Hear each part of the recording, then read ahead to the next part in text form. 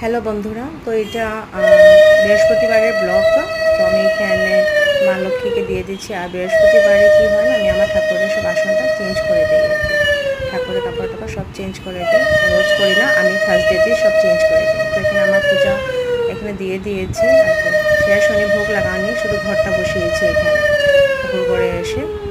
আর তারপরে ঠাকুর দিয়ে এখানে আমি এসে গেছি কিচেনে, যে ব্রেকফাস্ট করে নেব আর তারপরে রান্না করে নেব। আর বড় মশাই আগের দিনই মানে 3 রকমের মাছ এনেছে, বড় মাছ, কাতলা মাছ, পুঁটি মাছ, আর এখানে এনেছে মকা মাছ আর কি। তো নিয়ে এসেছে, তো এটারই এখানে প্রিপারেশন করছি। আর এখানে মাছগুলো আমি ভেজে নিয়েছি।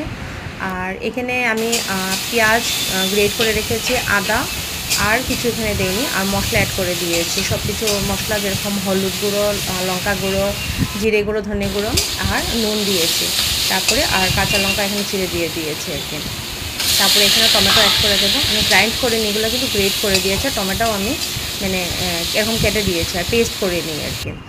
আর তারপরে এখানে অল্প জল ছিটা দিয়ে একটু ঢেকে রেখে দেবো, মানে মশলাটা যেন ভালো করে এটা মিক্সড হয়ে যায় আর কি।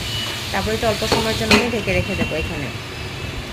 আর তারপরে এটাকে ভালো করে কষাবো। আর সব রান্নাই আমি খুব ভালো করে কষাই। আমার কী হয় না, মানে যে কোনো মাছ মানে সবজি দিয়ে খেতে ভালো লাগে ঝোল, কিন্তু আমার হাজব্যান্ড যে মানে ও এরকম মানে ঝাল খেতে ভীষণ ভালো পায় আর কি। মাছটা খালি খালি করলেও ভীষণ ভালো পায়। তো আমি এরকম চেষ্টা করি, ওর মানে পছন্দই করি আর কি।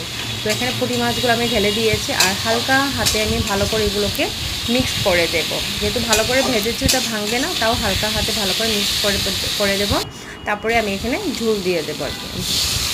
এখানে ঝোল, তো আপনারা যদি একদম ড্রাই করতে চান, এরকম দিতে চান, আর না হলে একটু, তো আমি অল্প মানে ঝুল ঝুল রেখেছিলাম, বেশ ভালো লাগে আমার একটু মাখা মাখা করে আর কি।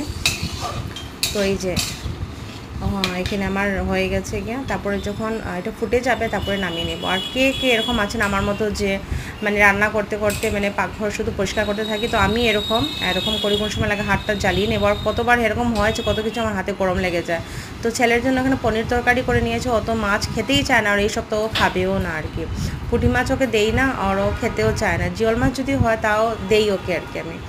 তো এখানে আমার রান্না কমপ্লিট হয়ে গেছে। আর দুপুরে সকালের একটা তরকারি ছিল, আর বড় মাছ এটা ভাজা করে দেবো। তো আমাদের লাঞ্চ এখানে রেডি হয়ে গেছে, পুঁটি মাছের ঝাল।